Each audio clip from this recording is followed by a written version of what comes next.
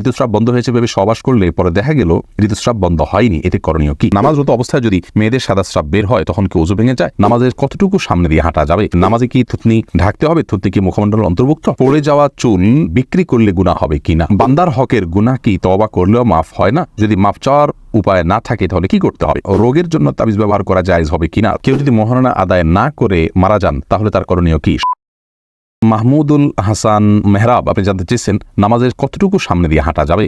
ভাই মাহমুদুল হাসান মেহরাব, প্রথম কথা হলো যে নামাজের সামনে দিয়ে অতিক্রম করা, যেটাকে ক্রস বলি আমরা। একজন সালাত আদায় করছে, এক পাশ থেকে তার সামনে দিয়ে অন্য পাশে যাওয়া, এটা হলো নাজায়েজ। তার সামনে কেউ বসা থাকলে তিনি সরে যেতে পারেন বা পেছন থেকে বরাবর তার সামনে গিয়ে দাঁড়াতেও পারেন, এটাতে কোনো অসুবিধা নেই। এখন কতটুকু সামনে দিয়ে হাঁটা যাবে এটার ব্যাখ্যা নিয়ে ওলামা ইকরামের মতো পার্থক্য আছে, কারণ হাদিসে এটার কোনো সীমানা নির্ধারণ করে দেওয়া হয়। অনেক ওলামা ইকরাম বলেছেন একজন সালাত আদায়কারীর যে সিজদা পর্যন্ত যে জায়গা লাগে এক কাতার, এর বাইরে দিয়ে আসছে যে কেউ যেতে পারে, কারণ এর বাইরে দিয়ে গেলে তার ডিস্টার্ব হওয়ার কথা নয়। এটা মূলত তার ডিস্টার্ব যাতে না হয়, তার সালাতের মনোযোগিতা যেন নষ্ট না হয়, এই বিষয়ের জন্য এটা নিশ্চিত করা হয়েছে। এই জন্য অনেক ওলামা ইকরাম বলেছেন এক কাতারের পরে হলে সেটা জায়েজ আছে, তার ভেতরে হলে, তার সিজদার এরিয়ার ভিতরে হলে জায়েজ নাই। অনেক ওলামা ইকরাম বলেছেন 3 কাতার পর্যন্ত। যারা 3 কাতারের কথা বলেছে তাদের দৃষ্টিভঙ্গিটা এরকম যে স্বাভাবিকভাবে সালাতে যতটুকু নজর থাকে, সিজদার দিকে নজর থাকলেও তার 2-3 কাতার পর্যন্ত সামনে তিনি দেখতে পান স্বাভাবিকভাবে, অতএব তারপরে গেলে অসুবিধা নেই। মূলত আসলে বিষয়টা হলো সালাতে যিনি আদায় করছেন তার যদি মনোযোগ নষ্ট না হয় সেরকম দূরত্ব দিয়ে যাওয়া যাবে। এক্ষেত্রে যত বেশি দূরত্ব দিয়ে যাওয়া যায় ততই ভালো। বাকি এক্ষেত্রে তার সিজদার জায়গার বাইরের অংশ দিয়ে যাওয়া যাবে, এইটুক কথা যারা বলেন সেই কথাটা আমার কাছে যথেষ্ট শক্তিশালী মনে হয়। কিন্তু তারপরেও সতর্কতার জন্য যত দূর দিয়ে যাওয়া যায় ততটুকু চেষ্টা করা উচিত। আর যিনি সালাত আদায় করছেন তারও দায়িত্বের মধ্যে পড়ে তিনি একটা সূত্রা রেখে তারপর সালাত আদায় করবেন, কারণ হয় ওয়ালকে সামনে রেখে বা পিলারকে সামনে দাঁড়াবেন। আর যদি সামনে অনেকগুলো উন্মুক্ত জায়গা থাকে, মানুষের চলাচল করার অসুবিধা হতে পারে, তাহলে সেক্ষেত্রে সিজদার জায়গাতে বা সিজদার কপাল যেখানে রাখবেন তার সামনে একটা লাঠি ইত্যাদি রেখে তারপর তিনি সালাত আদায় করা উচিত। এরপরে সুইটি আহমদ আপনি জানতে চেয়েছেন রোগের জন্য তাবিজ ব্যবহার করা জায়েজ হবে কিনা? রোগের জন্য তাবিজ ব্যবহার করা ইসলামী শরিয়ার শিক্ষা নয়, সুন্নাহ নয়। রাসূল আকরাম সাল্লাল্লাহু আলাইহি ওয়াসাল্লাম ঝাড়ফুঁকের শিক্ষা দিয়েছেন।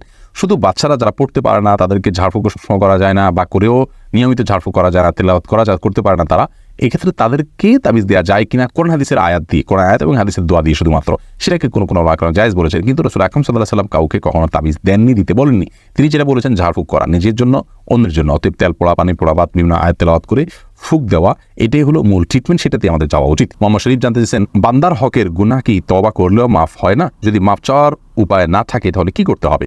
দেখুন, বান্দার হকের গুনাহ তওবা যদি আপনি করেন তাহলে সেক্ষেত্রে তওবা করার পদ্ধতি হলো বান্দার হক আদায় করে তারপরে তওবা করবেন, আল্লাহর কাছেও মাফ চাইবেন। কিন্তু বান্দার হকটা আদায় না করে আপনি আল্লাহর কাছে মাফ চাইলেন, সেটা হবে না, তাতে মাফ হবে না। অতএব যদি বান্দার হকের মাফ চাওয়ার উপায় না থাকে তাহলে অর্থনৈতিক হক যদি হয়, অধিকার হয়, তাহলে সেক্ষেত্রে তার পক্ষ থেকে আপনি দান করে দিবেন, এরপরে আল্লাহর কাছে মাফ চাইবেন, তাহলে ইনশাআল্লাহ সেটা মাফ হবে। আর যদি অর্থনৈতিক অধিকার সংশ্লিষ্ট বিষয় না হয়, তার অসম্মান নষ্ট করেছেন, তাকে অপমান করেছেন, তাকে গালমন্দ করেছেন, এরকম কিছু হয়, তাহলে সেক্ষেত্রে তো আপনার হাতে নেই, তাকে যেহেতু পাওয়া যাচ্ছে না, অতএব তার পক্ষ থেকে আল্লাহর কাছে ক্ষমা চাইবেন এবং আপনার নিজের জন্য এই অপরাধের জন্য আল্লাহর কাছে ক্ষমা চাইবেন। ইনশাআল্লাহ আল্লাহকে সন্তুষ্ট করার কাজগুলো বেশি বেশি করলে আল্লাহ তাআলা তাকে আপনার প্রতি সন্তুষ্ট করে দেবেন। কিয়ামতের ময়দানে বিভিন্ন হাদিসে এটি বোঝা যায়। রওশন মজুমদার আপনি জানতে চেয়েছেন নামাজে কি থুতনি ঢাকতে হবে? থুতনি কি মুখমণ্ডল অন্তর্ভুক্ত? থুতনি পর্যন্ত আপনি রাখবেন, থুতনির নিচের অংশ থুতনি পর্যন্ত আপনি প্রকাশ করবেন, থুতনির নিচের অংশ অবশ্যই আপনাকে ঢাকতে হবে। থুতনির এই বাউন্ডারি, এটার নিচের অংশ আপনাকে ঢাকতে হবে। থুতনির উপরের অংশ অর্থাৎ মুখের দিকের অংশ এটা একজন মেয়ে মানুষ নামাজের সময় না ঢাকলেও চলবে। পুরুষের জন্য তো থুতনি ঢাকার বিষয় নাই, গলা এগুলো কোনোটা ঢাকার বিষয় নাই, সলাতের জন্য ঢাকা কোনো আবশ্যক নয়। আব্দুর রাজ্জাক বিন সিরাজ জানতে চেয়েছেন গুপ্তাঙ্গের লোম 40 দিন না কাটলে তার ইবাদত কবুল হবে কি? গুপ্তাঙ্গের লোম বা অবাঞ্ছিত যে সমস্ত পশম আছে এই পশমগুলো 40 দিনের বেশি না কেটে থাকা গুনাহের কথা কোন হাদিসে এ বিষয়ে কড়াকড়ি রয়েছে।